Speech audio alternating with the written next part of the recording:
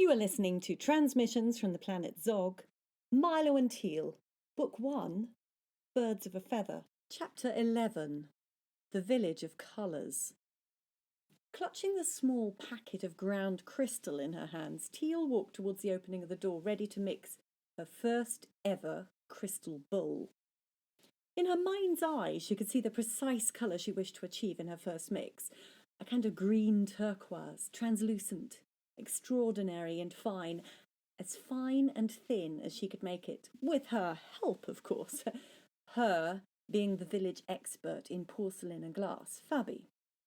Teal was in the village she had so wanted to visit. She'd been down into the mines to see the crystals growing, and had been allowed to gather some of the smaller crystals, less perfect, for growing into large structures, and she'd been given expert help in having these crushed to a perfection of minute particled crystal flour, with which she was to make her bowl. "Fabi, I've taken 3 colours and mixed them together. Can you help me with the heating? I don't feel so confident with these big gloves on." Teal handed the form with her powder to Fabi. Sandwiched between 2 ceramic layers was her crystal powder, about to be melted and swirled into the shape of a new bowl. Fabi held the form as though it were a small baby, cradling its curves as she tilted and swirled, holding it over the source of heat in front of her. In the floor was a pedestal, emitting heat at the touch of a button, fuelled by the small wind turbines on the roof. Teal looked on. "Next time I think I could do it myself. If you'd let me gather more baby crystal shards, I could make a purple one, or lilac, made from clear quartz and amethyst. Could I, Fabi?" "I think I would have time enough to help you. See that yellow and pink bowl over there?" said Fabi, pointing to a magnificent oval sphere of palest true yellow, swirled with pearlescent pinks and milky white. It looked like some delicious giant's egg as it sat perched on another pedestal at the edge of the oval room. "Gosh, it's so beautiful. Who have you made it for?" gasped Teal, unable to contain her enthusiasm for something that beautiful. "Is it for a baby to lie in? It looks like a princess's eggshell." Teal was stuck for words to describe the beauty of the object. Fragile to look at, yet hard as toughened glass, the sphere measured 2 of our Earth feet across, or about 60 centimetres. The yellow was concentrated at the bottom, like the last swirls of lemon curd in a happily consumed jar of the stuff.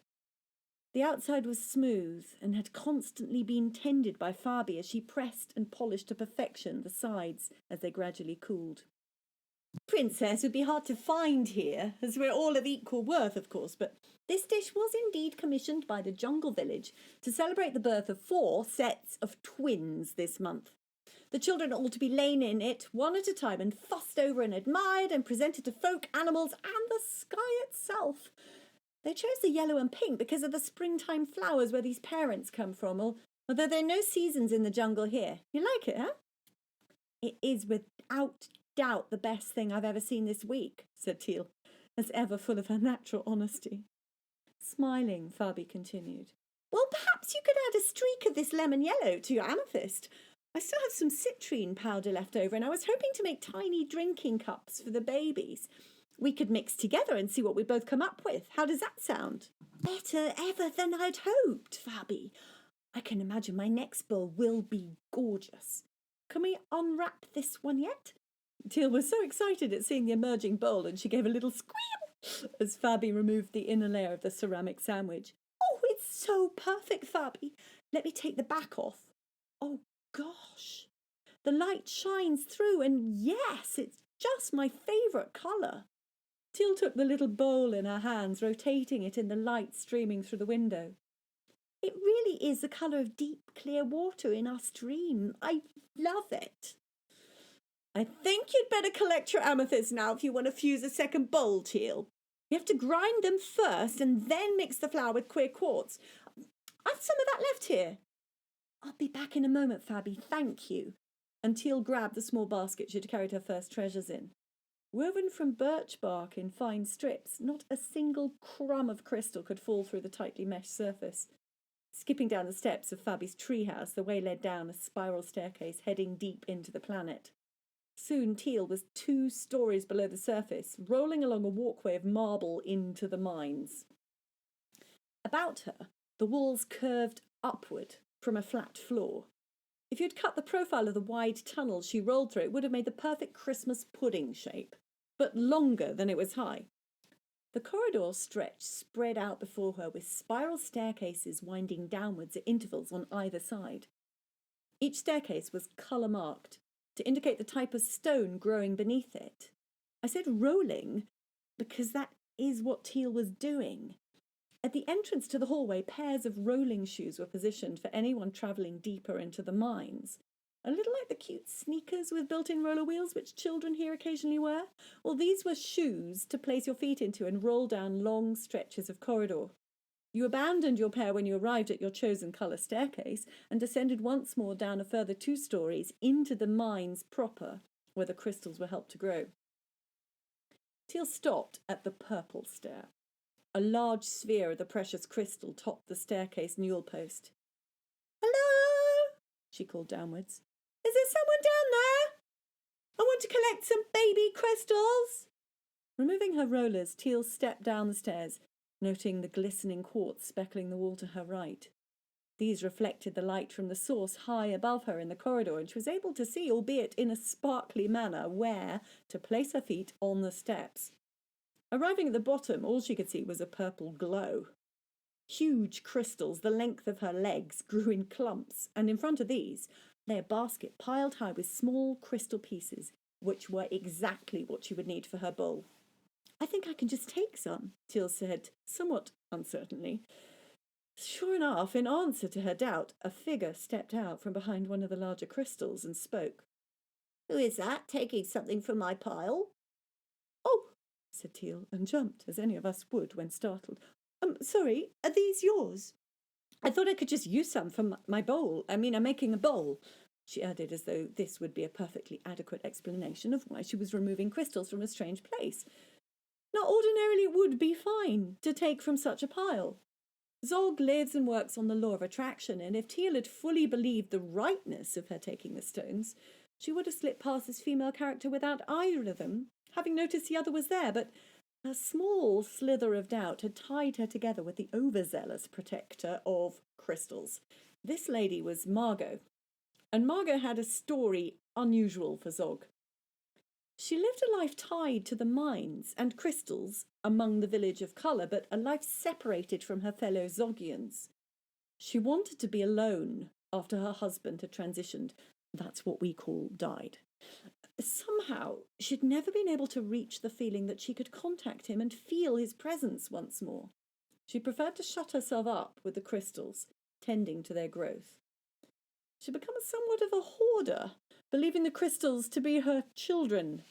Real Zoggian children did not generally excite her as much. She was firmly decided to keep away from any emotional attachments, ever again. "You said you could take away these, little person. These live here. They're the seeds of my work. You cannot simply come in here and whip them away into the upworld. I must tend them. They must be grown. We have scales to achieve, forests to grow."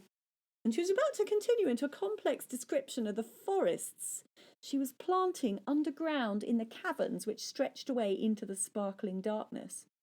Teal, however, was not used to restriction and found herself silenced until the word little had come out of this woman's mouth. She was perhaps littler than adults around her, but she was used to never being compared in size or made to feel the least bit diminutive. Who was this strange person who was unfriendly? Teal felt anger well up in her and then laughter as she processed rapidly through the scale of emotions and found the situation ridiculous. Of course she could come into the mines here. They belonged to everyone, and no one could own the stones here growing in the belly of the earth. Use them? Well, of course they could, but owning only ever happened to the ground beneath your house and garden.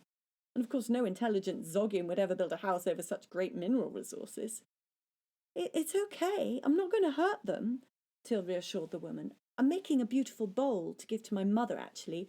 You could come and see me make it if you like." Teal asked the question gently, somehow eager to see this woman leave the cave and give herself a good dose of sunshine. "You cannot take them. I'll have to sing to them first." "Oh," exclaimed the temporarily disappointed Teal. Her perky answer was not hitting the mark she'd hoped for. She'd have to persist and not let herself become discouraged. We could sing a song together. I make lots of them. Last week I made a song for a special bird and we moved her nest, and then she made me a thank you rim of beeswax tracery all around my new treehouse. Margot stared rather blankly at her, obviously surprised by this child's persistence. It had been a long time since she had met such a small personage, and she had almost forgotten the eager energy associated with her age. We could make a song here, continued Teal, about the amethysts, about how you grow them, about your forest, perhaps. And now Margot's ears were really pricking up. Here was someone ready to acknowledge her forest. Everyone else around her had long since learned to keep out of her way. It was not often that someone on Zog chose to be miserable, for all the people knew too much to choose a state of mind so destructive, but Margot had made her path clear to the other adults visiting the mines, and they had, for the majority, decided to keep out of her way. Now, here was a child wanting to sing songs with her about her forest. The forest no one but herself had entered, for mostly they didn't believe her unmusical mumblings. The harshness of her spoken voice grated against the echoey walls, and so the avoiding of her person carried right through to the avoidance of the cave she occupied. Amethyst had been found elsewhere in the cave system, and so this corner, unbeknownst to Teal, had become the sole territory of Margot. So, you're a song maker too? Not just lilac bowls, but songs for the stones, eh? You want to sing with me? And this seemed to be uttered as more of a challenge than a warm invitation. Teal, however, sped on by her excitement at the whole village of colours. The process of being allowed to manufacture bowls and choose gems remained bold. I can write you a song and we can sing it to your forest, if you want to show it to me, that is. It would be good to see what it feels like before I encourage it to grow any more. Do you sing? And Margot simply turned about on her heel and walked into the dark, sparkling corner of the cave, away from Teal as an answer. She wasn't silent, though. Very soon a small hum had begun to fill the air. A strange sound, the purity of Milo's high notes used at Essie. This hum seemed to bounce around the walls of the cave and come back to Teal's ears, changed. Were the crystals responding to her already? The sound seemed somehow laden with a rich scoop of purple, an answer from some forms further away than Teal could see. She decided to follow Margot as though her hum had been an invitation. Her path took her through a small opening at the back of the cave, and then Teal stopped and gasped at what she saw. Normally, amethysts grow inside geodes, small as your fist, or large as a small canoe. The rock on the outside is dark and rough and encased with other less interesting stone. The inside is where the crystals grow under extreme heat and pressure deep within the earth. These, before Teal, were the opposite way round. Margot had seeded her crystals and then created sound shields about each of them as a form lattice into which they were encouraged to grow. The room was hot, and somewhere there was a dripping sound, which Teal traced to the top of each tree, for trees they were on which the amethysts were growing. Margot had created trellised tree structures arranged as a grove, filling the space with a small clearing in the centre. All around this space were trunks and branches of the purple stone, grown upon the supporting frames Margot had given them. The crystals pointed outwards instead of inwards. Instead of bark, the tree trunks bristled with the pointed heads of 1,000 crystals, and branches were formed of clusters of crystals with shorter ones grown off them at breakpoints. Each tree measured perhaps 4 times Teal's height, and the cavern was double this, so that Teal imagined that one day they could grow to fill the cave as fully grown trees would have done, given the right amount of sunlight and water. But these crystals grew on the solution being drip-fed them, and the sound vibration of the lattices Margot created for them with her strange, ethereal singing voice. Teal had soon realised this humming noise had come from the woman she had followed, and as soon as they entered the forest cave, Margot had given this hum pulses and whoops, and a small flutter-tongued jolts of high-pitched frequency, as though greeting her babies. So, it's a song you're wanting to weave for me then, girl, is it? Yes, stammered Teal, hopelessly caught off guard at the magnificence of the creation before her. She felt sure her mother knew absolutely nothing about this. She even doubted if the woman she was making crystal and glass bowls with above ground had any knowledge of it. And suddenly she remembered. She'd not have much time if she wanted to make the second bowl.